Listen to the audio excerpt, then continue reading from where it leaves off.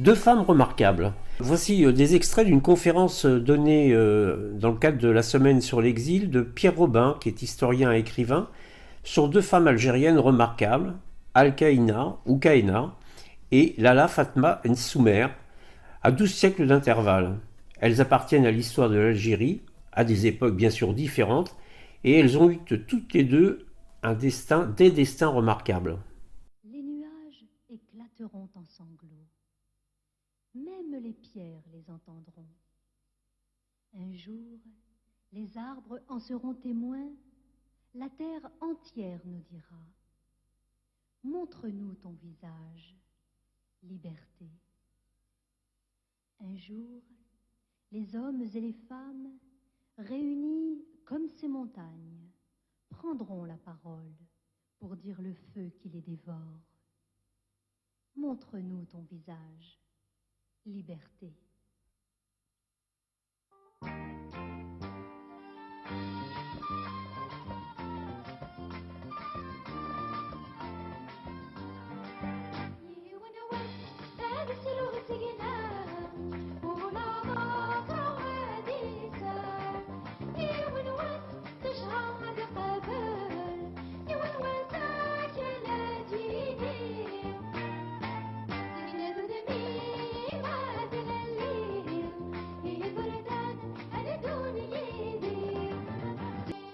Avant d'écouter donc la conférence sur deux femmes remarquables, conférence de Pierre Robin lue par Martine Descoubes et puis Jean-Pierre Lefebvre, vous avez pu entendre un groupe qui était assez connu à début des années 70-80, qui s'appelait Jujura, qui nous a interprété une chanson qui s'appelle Iguardan Addoun Yidi. Ce groupe, fondé en 79 en banlieue parisienne, Épinay-sur-Seine, il réunissait trois sœurs, Djoura, Malba et Fatima Abouda, qui interprétait de la musique d'expression kabyle, instrumentale, vocale, devenu un succès dans ces années-là. Le groupe s'est séparé en 86 et aujourd'hui, l'une des sœurs, Djoura, a monté un groupe qui s'appelle Djoura pour la chaîne de montagne, on y revient.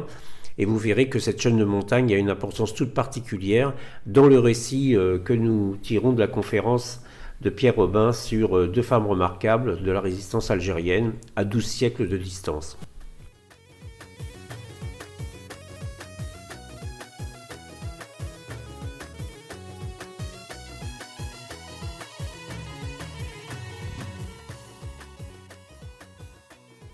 Ce qui a intéressé Pierre Robin dans cette recherche, c'est de rapprocher les deux vies, qui à plusieurs siècles de distance ont connu donc une évolution presque semblable. Il y a un point commun entre elles d'ailleurs qui domine, c'est toutes les deux sont d'origine berbère, dans un environnement patriarcal, qui relègue en général les femmes à un statut inférieur. Elles ont organisé et dirigé la résistance armée contre les envahisseurs de leur pays. Nous nous retrouvons au 7e siècle.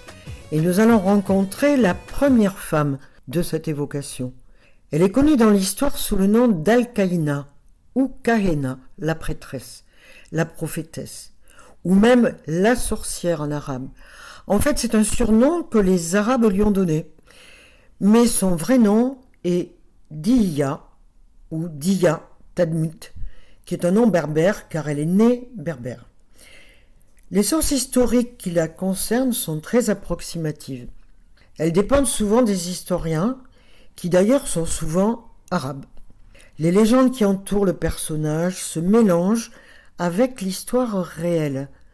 Ce qu'on peut savoir, c'est qu'elle est née sans doute dans un village des Aurès et qu'elle était la fille du chef de la tribu. On ne sait pas vraiment comment elle devint reine ou chef de la tribu, sans doute à la mort de son père. Un désaccord a divisé les historiens. Certains affirment qu'elle était de religion chrétienne, d'autres de religion juive, mais la thèse qui semble l'emporter, c'est qu'elle fut chrétienne.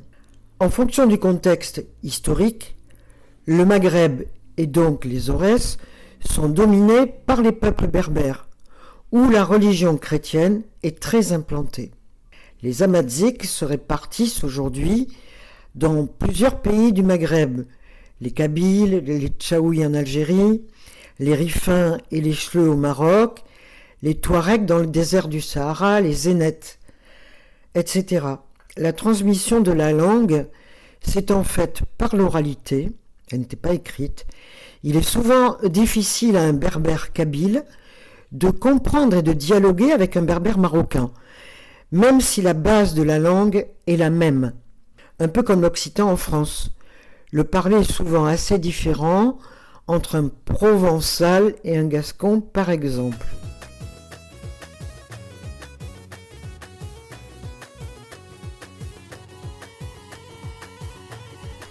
La seconde femme, c'est Al-Qaïna, ou Qaïna, comme le signalait tout à l'heure ma collègue. Au milieu du 7e siècle, commence la conquête arabe et musulmane du Maghreb, décidée par le chef de la dynastie omeyyade. La conquête musulmane de 661 à 750 concerne le Maghreb, qui à l'époque était le pays des Berbères.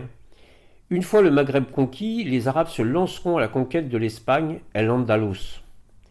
Cette invasion se heurte dans un premier temps à une résistance du peuple berbère sous les ordres d'un chef appelé Kosseila, qui réussit à stopper l'avancée des troupes arabes et qui capture le général dirigeant la conquête, finalement exécuté.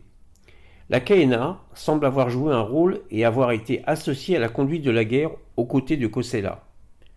Dans cette première résistance, puisque, selon un historien arabe, ce serait elle qui aurait poussé à l'exécution du général. On pourrait retrouver la confirmation de ce caractère déterminé et implacable dans une histoire racontée. Elle aurait tué son mari, qui aurait été brutal et tyrannique, mais il est toujours difficile de démêler la légende de la vérité. Nous savons qu'elle a été mariée puisqu'elle eut plusieurs fils, dont certains d'ailleurs rallieront à l'envahisseur, mais toujours est-il que l'on ne voit pas apparaître clairement dans sa biographie d'homme qui aurait exercé un pouvoir ou une autorité sur elle.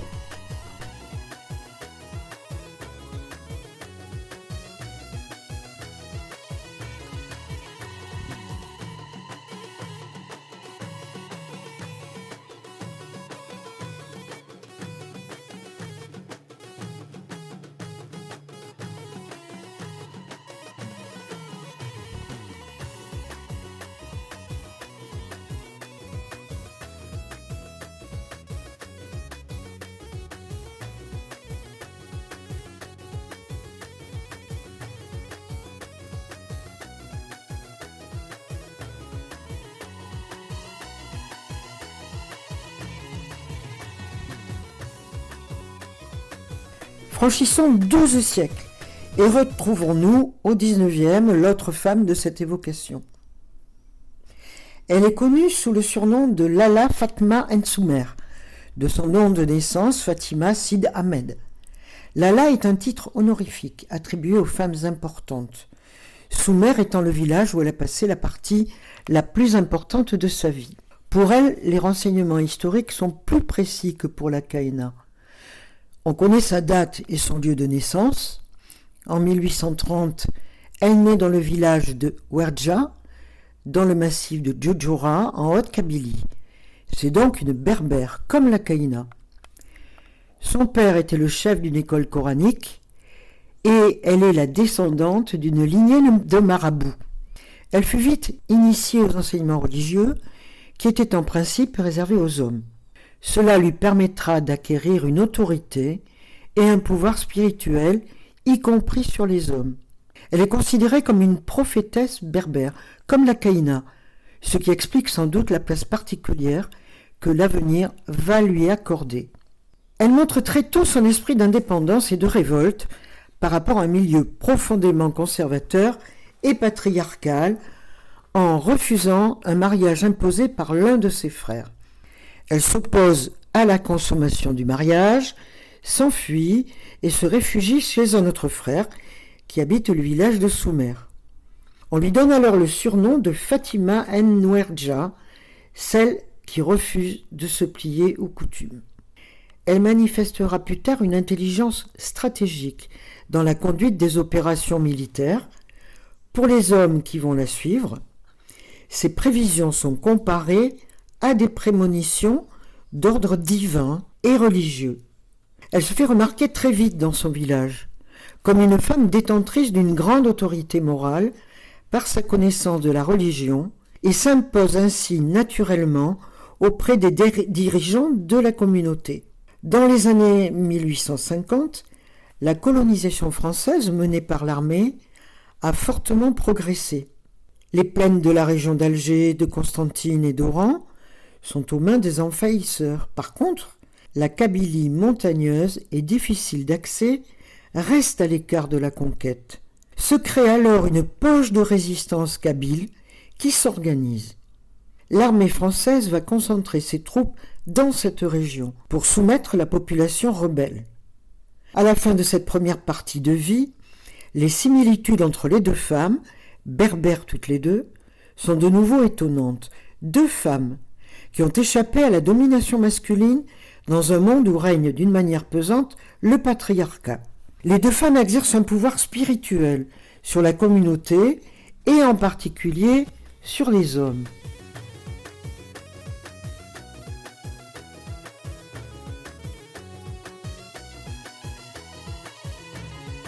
Deux femmes chefs de guerre. Revenons à la Caïna.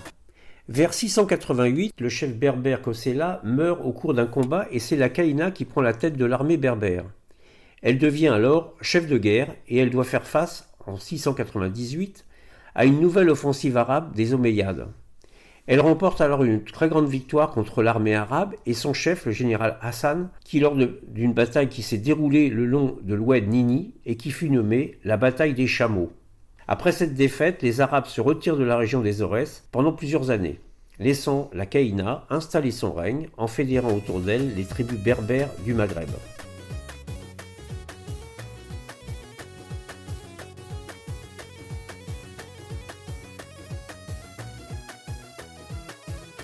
Quant à Lala Fatma, grâce à l'autorité qu'elle a acquise dans son village, elle rejoint la résistance à l'armée française dans la montagne. Elle s'intègre au soulèvement provoqué par Boulaghia, un résistant proche d'Abdelkader.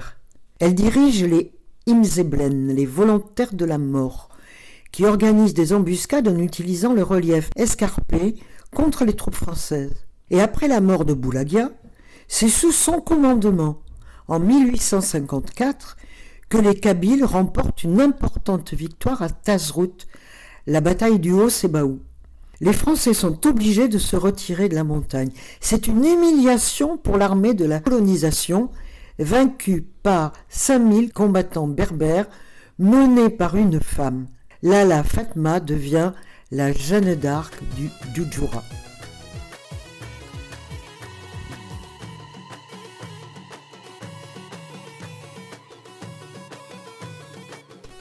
C'est donc la deuxième similitude dans la vie de ces deux femmes.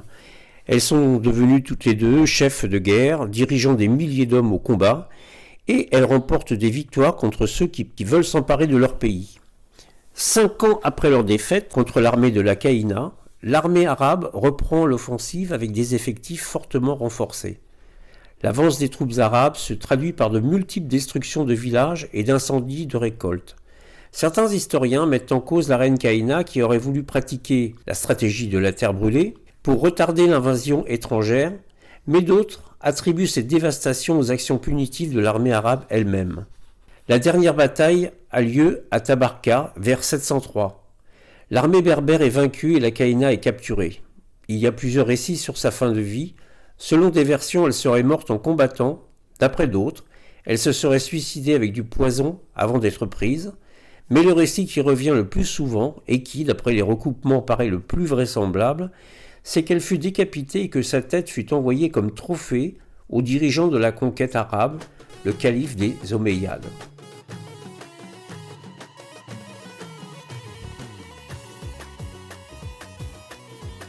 Après la défaite et l'humiliation subies par l'armée de la colonisation, les Français vont concentrer des forces très importantes pour écraser définitivement la rébellion dirigée par Lala Fatma. 35 000 soldats sont envoyés dans la Haute-Kabylie. Le maréchal Randon, qui commande la garnison française, remporte 2 victoires décisives. Lala Fatma Nsoumer est faite prisonnière. Au moment de sa capture, elle dira au maréchal Randon, confirmant ses dons de prédiction, « Nous faisons partie de cette montagne, nous sommes comme les pierres et les rochers qui la composent.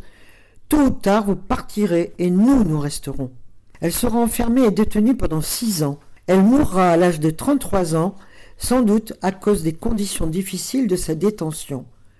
C'est le 3e point commun de ces deux destins, des existences marquées par la brièveté et une certaine fulgurance qui se termine tragiquement.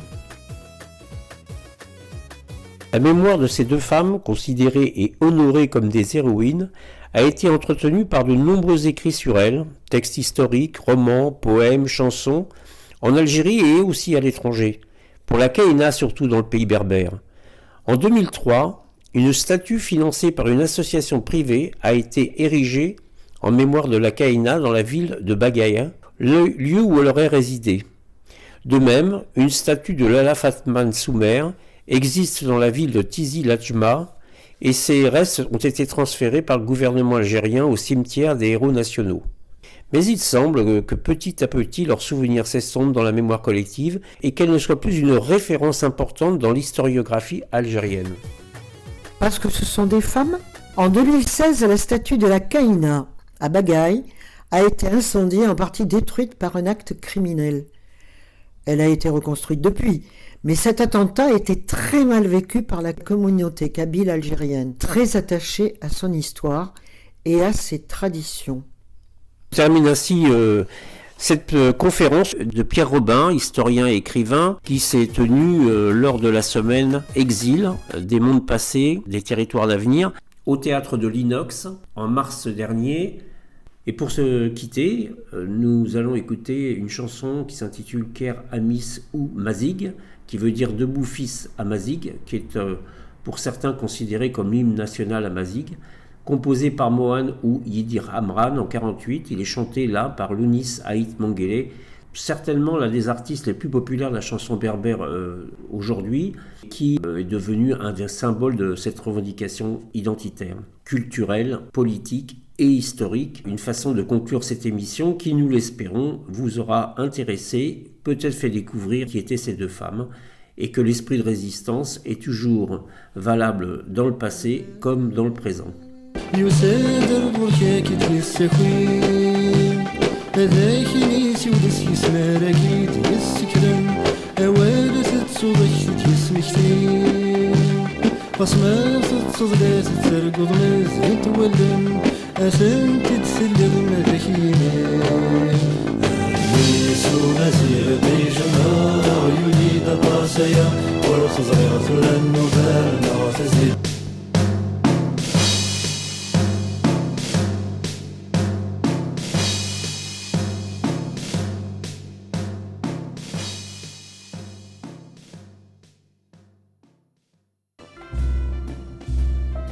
Histoire de voir, histoire au pluriel, en direct tous les mardis de 13h à 14h ou en différé sur laclédesondes.fr.